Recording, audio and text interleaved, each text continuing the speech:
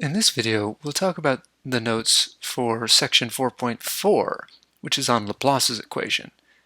So far, we've used the method of separation of variables to solve the heat equation and the wave equation, but we haven't looked at Laplace's equation, so we'll do that here. Laplace's equation in 2 and 3 dimensions has the form that you see here. Essentially, the Laplacian of a function is the sum of its second derivatives. And Laplace's equation is the Laplacian equals 0. So in 2 dimensions, it's the second partial derivative of u with respect to x plus the second partial derivative of u with respect to y equals 0. That's in 2 dimensions. And in 3, we have the second partial of u with respect to x plus the second partial of u with respect to y plus the second partial of u with respect to z is equal to 0. In either way, in either case, we represent it with this symbol, the Laplacian of u. So in 2 and 3 dimensions, the heat equation and wave equation are written in terms of the Laplacian. So we have that the heat equation is the partial derivative of u with respect to t is equal to k times the Laplacian of u. And the wave equation is the second partial derivative of u with respect to t is equal to some constant times the Laplacian of u. So the heat equation and the wave equation both take on this form using the Laplacian in 2 and 3 dimensions. And in fact, in 1 dimension, you could think of the Laplacian as simply being the second derivative of u with respect to x. And so it has the same form in 1 dimension as well, 1 spatial dimension. In the case that u is in a steady state, that is, does not depend on time, does not depend on the variable t, then the left part of these heat equation and wave equations will become 0. And in either case, you end up with the Laplacian of u is equal to 0. And so u will be a steady state solution to the heat equation or wave equation, provided that u is a solution to Laplace's equation. We say that solutions of Laplace's equation are harmonic functions or potential functions. Both terms are used. Since there is no dependence on t, there are no initial conditions, but there can be boundary conditions. So recall that we have names for 2 types. Conditions on the function at the boundary are called Dirichlet problems, and conditions on the derivatives are called Neumann problems. Let's look at an example of a Dirichlet problem on a rectangle. So we'll start with Laplace's equation, as you see here, and let's give it conditions as follows. We're looking on a rectangle, so we'll put one vertex at the origin, so x will be between 0 and a, for some constant a greater than 0, and y will be in the interval from 0 to b, where b is, again, some constant greater than 0. So we're looking at this rectangle where the base has length a and the height has length b. So along the boundaries, we're going to prescribe certain values. So when x is equal to 0, we'll say that our u is 0, and when x is equal to a, so along these 2 vertical boundaries, we'll say that the function u is equal to 0. And we'll give it some prescribed function when y is equal to a, we'll call it f at x, and when y is equal to b, we'll call it g at x. Now, the presence of 2 non-zero functions here is going to make it a bit challenging, as we'll see. If we were to set both vertical and horizontal boundaries as 0, there wouldn't be much to show here. Remember, we do have a maximum principle for Laplace's equation, which tells us that the maximum value must be along the boundary. And so if the boundary is 0 everywhere, then the only solution is the trivial solution. So let's suppose that we have a non-zero function f and a non-zero function g. We're going to solve this problem using separation of variables. So suppose u is equal to x times y, where x, capital X, is a function of lowercase x, and capital Y is a function of lowercase y. In this case, the Laplacian is very easy to write down. It's capital X double prime plus y, it's capital X double prime times capital Y plus capital X times capital Y double prime. equals 0. So these variables can be separated, and we end up, if you just subtract one term to the other side and then divide by the x term, you'll end up with x double prime over x is equal to the opposite of y prime over y. And again, we have a function of x that's equal to a function of y. The only way that can happen, as usual, is if it's constant. So we set that equal to minus lambda, which we call the separation constant, as usual. And also, as usual, this gives us two ordinary differential equations. X double prime plus lambda x is equal to 0, and y double prime minus lambda y is equal to 0. The boundary conditions, at least the homogeneous ones, tell us that x at 0 is equal to 0 and x at a is equal to 0. That is, unless y is constantly equal to 0, but if that was the case, you just have the trivial solution, which is something that we're avoiding. So we end up with x at 0 is 0 and x at a is 0. So we have a boundary value problem, and this is a familiar one to us, x double prime plus lambda x equals 0, where it's homogeneous at the boundary. So we know the eigenvalue eigenfunction pairs. There are these sine terms, sine of n pi x over a. Those are the eigenfunctions, and the eigenvalues are n pi over a quantity squared. Normally we've been calling this a capital L. It's the length of an interval. So this gives us our eigenvalue eigenfunction pairs, where n is a positive integer. So for each n, we have an eigenvalue. And so now we plug that eigenvalue into our differential equation for y. And that gives us this. Now we know what lambda n is. It's n pi over a quantity squared. So that goes right here. Now we know what, since there's a minus sign here, we know how to solve this problem. This is a second-order linear differential equation with constant coefficients. The characteristic equation will have roots r equals plus or minus the square root of lambda n. Now, since lambda n is n pi over a squared, that means it's plus that r is equal to plus or minus n pi a. These are real, so that means the solutions are exponential in form, at least the fundamental set of solutions, or that's one way to write them.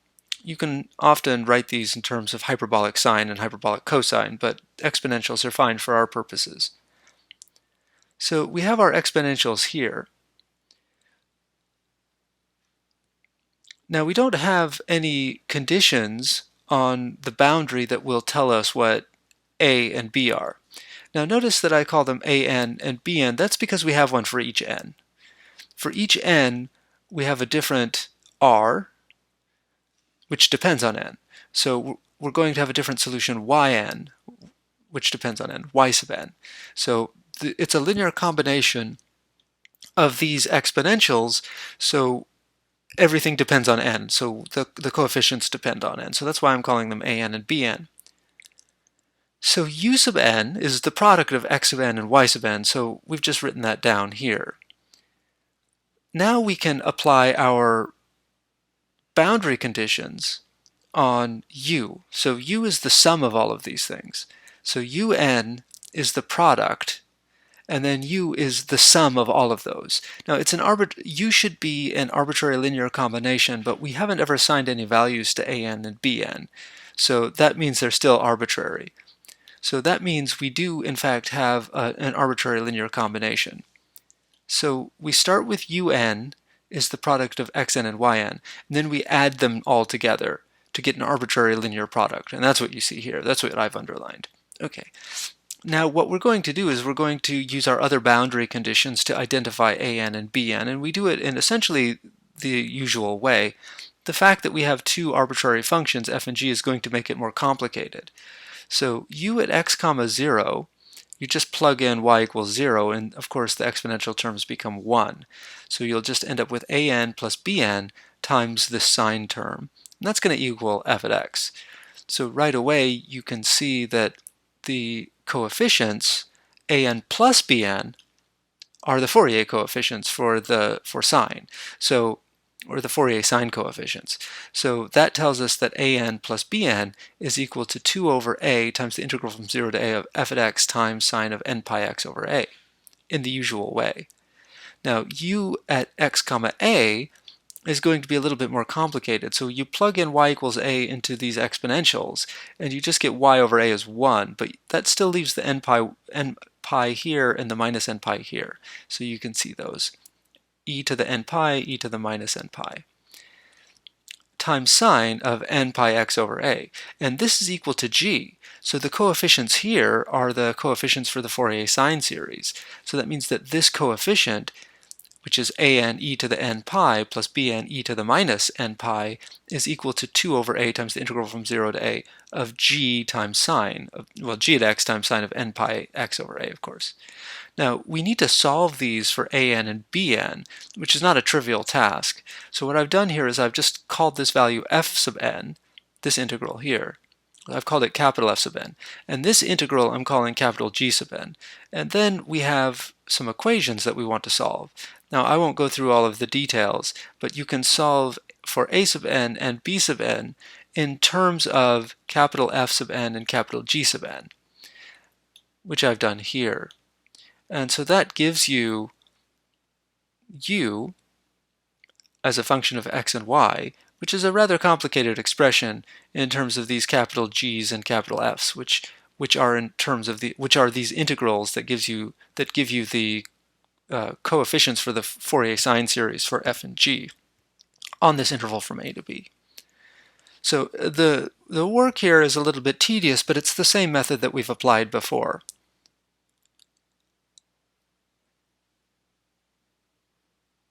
Now let's look at the Dirichlet problem on a disk.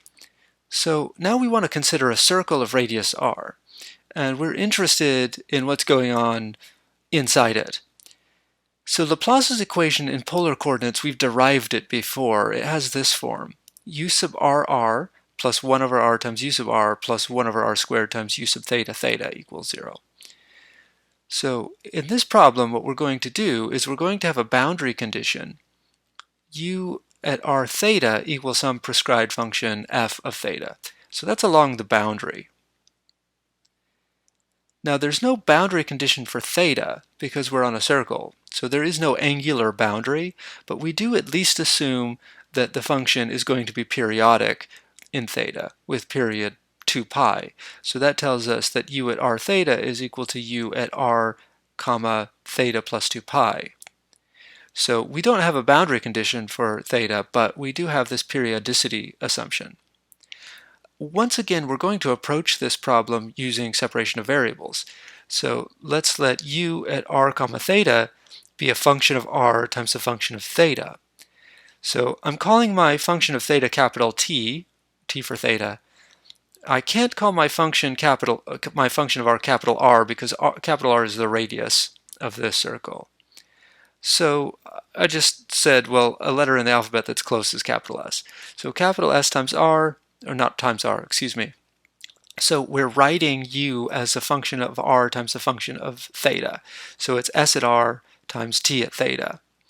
So Laplace's equation in this form, if u takes this form, capital S times capital T, so the u sub r becomes s double prime times t theta plus 1 over r, and this is u sub r. The partial derivative of u with respect to r becomes s prime times t. And then here we have a u sub theta theta term, which is a second derivative of t. Of course, that doesn't affect the capital S because that's a function of r. And we're going to set this equal to 0, and this is Laplace's equation in polar coordinates for a function which is a product of a function of r times a function of theta. It looks like that. Now, this is able to be separated, or we can separate this in the usual way. It's just that the term on the left here has two terms. It has two summands. So you factor out the t. So this t and this t, you factor that out like so. The other thing that you can do is you subtract this to the other side, and so it ends up over here. Now we divide both sides by capital S. So divide both sides by this capital S. So that'll be over here, and that'll be over here. And of course, we want to divide by capital T as well, like so. Now we want to get all of the r's on the side with the function of r. So the next thing we do is we multiply by r squared. So multiply by r squared.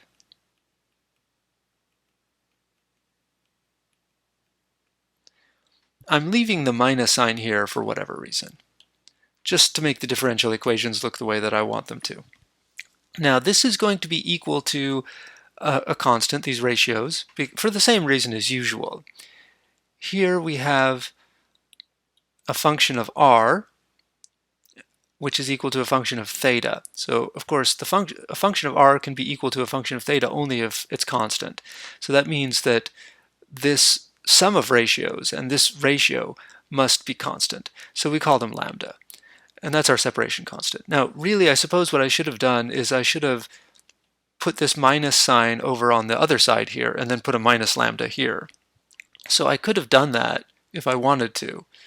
I could have multiplied by minus r squared, and then there'd be a minus here in front of all of that, and then this would be plus, and then I could put a minus sign there, because we normally let our separation constant be minus lambda. But if I don't do that, I still get the same thing. So I'm just going to get rid of that. Okay. So in this particular case, I'm letting the separation constant be lambda. But like I say, if I had just multiplied by minus r squared instead of r squared, I'd had a minus in front of these terms, no minus in front of this term, and then I would have put a minus in front of the lambda.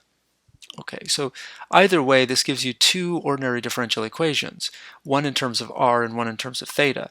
The one in terms of r is r squared times s double prime plus r times s prime equals lambda times s. This is an Euler equation or a Cauchy-Euler equation. So I've called this one A just to refer to it later. And the other one I've called B. Now the one in B should look familiar. T double prime plus lambda t equals 0. This is certainly a differential equation we've solved before. Now notice that we don't have any boundary conditions here, because this is in terms of theta and there were no boundary, there's no boundary in terms of theta. We have periodicity instead. So t is 2 pi periodic. But that actually tells us quite a lot. If lambda was negative, then t can't be periodic, because if lambda is negative, then the fundamental set of solutions is exponential.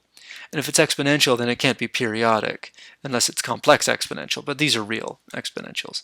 So that will give you something exponential, which is not 2 pi periodic. So that means lambda can't be negative. What if lambda is 0? Well, if lambda is 0, then t is linear. And the only 2 pi periodic linear function is a constant function. So that means we do have an eigenvalue, lambda sub 0 equals 0, and the corresponding eigenfunction is any constant. So just for convenience I call it 1, but you can put any constant here. Alright, so we do have an eigenvalue lambda equals 0, or lambda sub 0 I'll call it. So now we suppose that lambda is greater than 0. Then lambda is equal to p squared for some positive number p. So in this case, t at theta is equal to a times cosine of p theta plus b times sine of p theta. T is periodic with period 2 pi. So the only way that can happen is if this p is some integer. Now we're assuming that lambda is positive, and we're assuming that lambda is equal to p squared where p is positive. So the only way that t is periodic with period 2 pi is if p is an integer, but p has to be a positive integer. So p is equal to n for some natural number n. So that means for each n we have an eigenvalue, and so we call it lambda n, and that's equal to p squared, but p is equal to n. So lambda sub n is n squared. And that has eigenfunction t sub n at theta is a sub n times cosine n theta plus b sub n times sine of n theta. Again, here I have an a and a b, but I'm going to have a different a and b for each n. So I'm just calling them a sub n and b sub n. Okay, so we've investigated the eigenvalues because of what we know about b. So b has given us eigenvalues. So now what about a? So we have three cases 1, 2, and 3. Now for 1 there's nothing to show because there were no such eigenvalues. So there's nothing to show for 1. For 2, lambda is equal to 0. So in our equation for A, which is right here, this is our equation for A. I feel like highlighting it in some sense. So this is our equation for A. So if lambda is equal to 0, then this lambda is 0. So you just have something that's equal to 0. So it's r squared times s double prime plus r times s prime is equal to 0, which is this one. So this is an Euler equation, and the characteristic equation has roots s equals 0. It's a double root. So that means that the solution is c times r to the s. So I probably shouldn't have used s here because we're using capital S here, but this is a lowercase s. These are lowercase s's here. It's in green, so I guess that means it's different. So you can show that the double root is 0, so that means that the solution has the form c times r to the 0 plus d times r to the 0 times ln of r.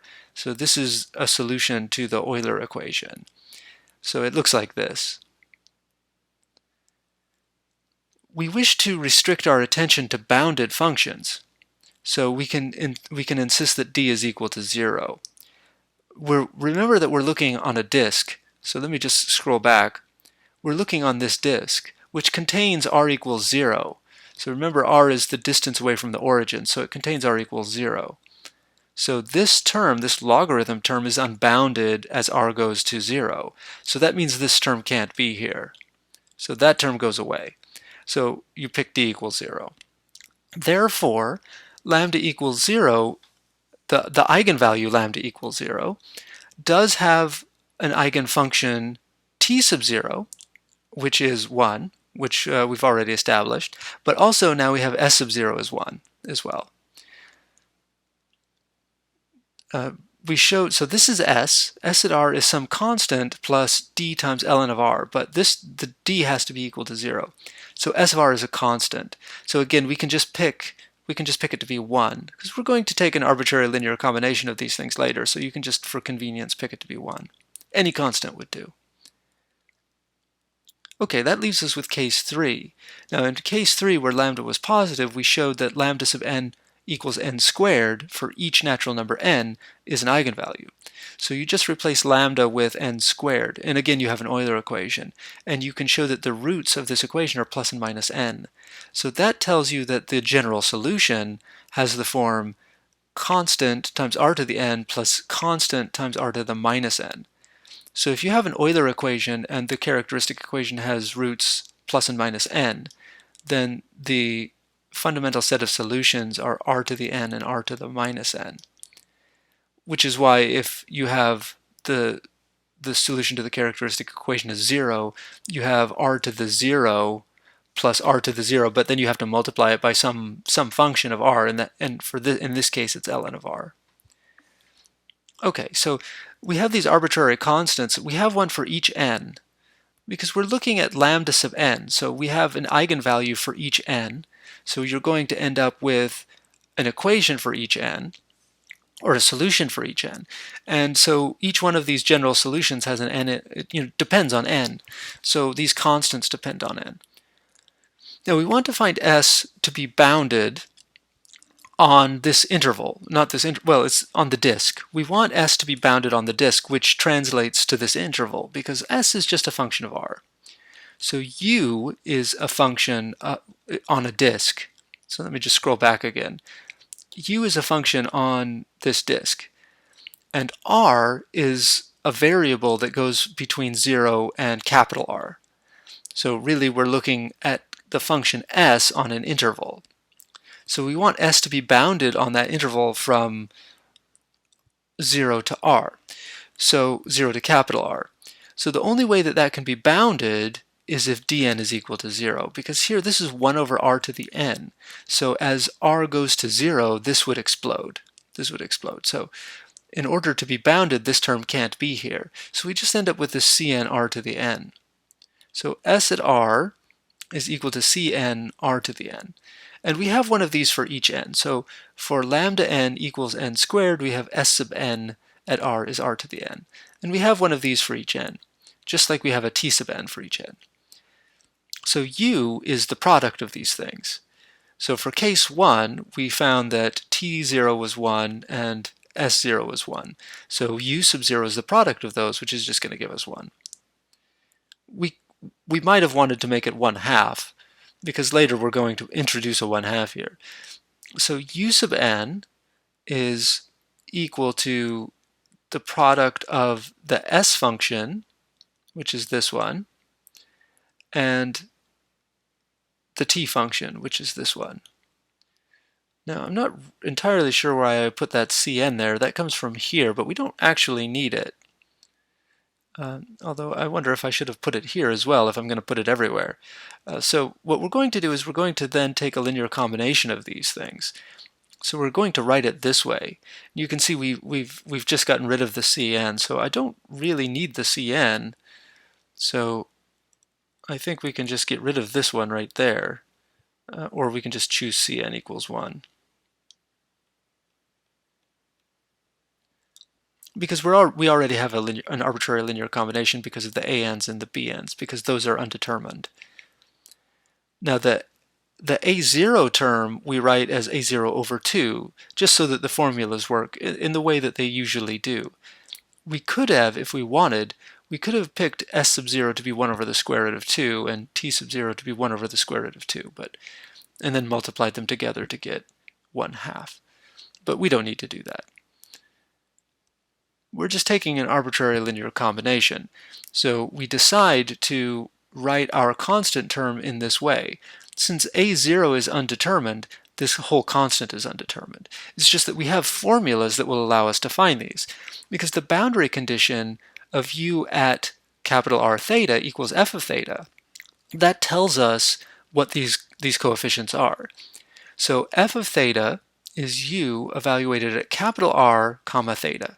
So we just substitute capital R in for lowercase r, and of course that only occurs here. So we have a0 over 2 plus the sum n equals 1 to infinity, and then you just replace r to the n with capital R to the n, and the cosine and sine terms stay the same. So we can see that this function f is written as a Fourier series, as a classical full Fourier series. So what we can do is we can compute the sine and cosine coefficients by integration. So we integrate with respect to cosine, and that gives us not just a sub n, that gives us the r sub n as well. So you have to divide by r sub n here. So we're looking for the cosine series here, so it's a sub n equals 2 over 2 pi, because we're looking at length 2 pi here. So it's 2 over 2 pi, those twos cancel, and so you have 1 over pi. So if you integrate this expression times cosine n theta d theta, what you're going to end up with is you're going to end up with r sub n, not r sub n, you're going to end up with capital R to the n times a sub n. So you'll end up with this term. So if you want to identify the a sub n, then you need to divide by the r sub n. Similarly, if you integrate this thing, if you integrate it by multiplying by sine of n theta, and then integrating, you're not going to end up with the b sub n, you're going to end up with r sub n, or r to the n times b sub n. So that's why we have to divide by the r sub n here. And so that gives us our solution. So that tells us that our solution is, I guess it's not on that page, our solution is this u at r comma theta, where an and bn are given by these formulas. So the next page has something called Poisson's integral formula on it, which is just another way of writing out this solution. So we have the solution here. So I guess the solution was written on this page. So here's the solution here. And we have the formulas for an and bn. And notice what I've done is I've changed the dummy variable from theta to phi. That's just because I want to substitute this an right into here and this bn right into there. So I want to take this an and substitute it in right there, and I want to substitute the bn right in there. Now if I do that, we end up with this expression here. So this an, actually it should include, so an should include all of that. There we go. And Bn should include, let's change it to green, Bn should include the 1 over pi Rn in front of it. There we go. So An is all of that. I guess I can do it this way as well. And, oh no, actually I've got my colors backwards now. So An is this color, and Bn is that color. There we go. All right, so what are we doing this for? We're just going to derive an integral formula.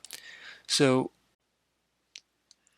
this term comes from the a0 term.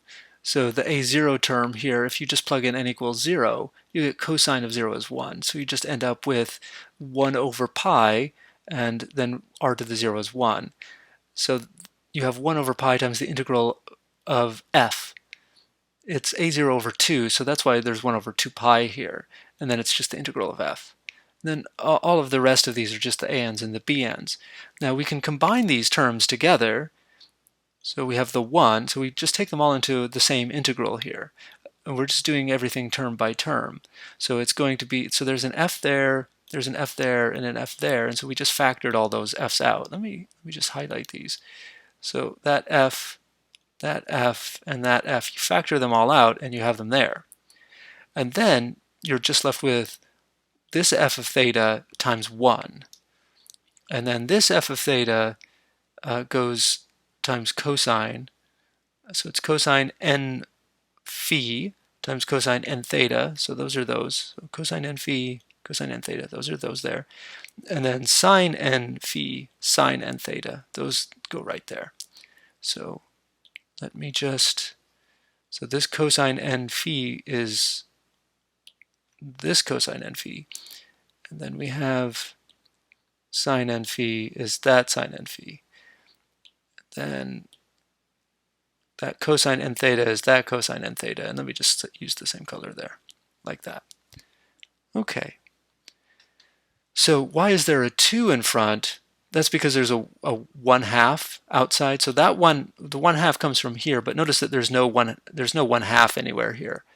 So in order to take out the 1/2, I need to double everything. Okay, so now we just notice that what we have here is the result of a cosine identity, and then we write that in terms of exponentials. I'm not going to go through all of the details here, but you can see that if you just plug in this into here, you end up with sums of these exponentials. But these are all geometric series, so that's a geometric series, that's a geometric series, so you can write it this way. So you can write it in closed form. And then if you give them a this is simplified here, I just multiply everything in top and bottom by capital R, and that gives us these terms. If you give them a common denominator, you end up with this term. So what you end up with is u at r theta is equal to 1 over 2 pi times the integral from 0 to 2 pi of f at theta times this term here, d phi. Now that's not necessarily going to be useful practically speaking in the sense that it's not going to necessarily be easy to compute this integral. But what we can see here is that we've written this as an integral operator. So you look at the initial temperature and then you integrate it against this kernel, and that will give you the general formula. That will give you the general formula for u. What is kind of nice is that this has some theoretical use, especially, for example, if you look at r equals 0 and theta equals 0. That simplifies everything nicely. So if r is equal to 0 and theta is equal to 0, then you have 1 over 2 pi times the integral from 0 to 2 pi f of theta, or rather f of phi, but then notice this simplifies really nicely. So if r is equal to 0, that term goes away, that term goes away, and that term goes away. So you just end up with r squared over r squared, which is 1 d phi. So if you compute the temperature at the origin, you can see that it is equal to 1 over 2 pi times the integral from 0 to 2 pi of f of phi d phi, which is something that we derived earlier using an averaging argument. We see that the temperature at the center is the average of the temperatures along the boundary. So while it may not be practically useful to have this formula, it does provide some interesting consequences.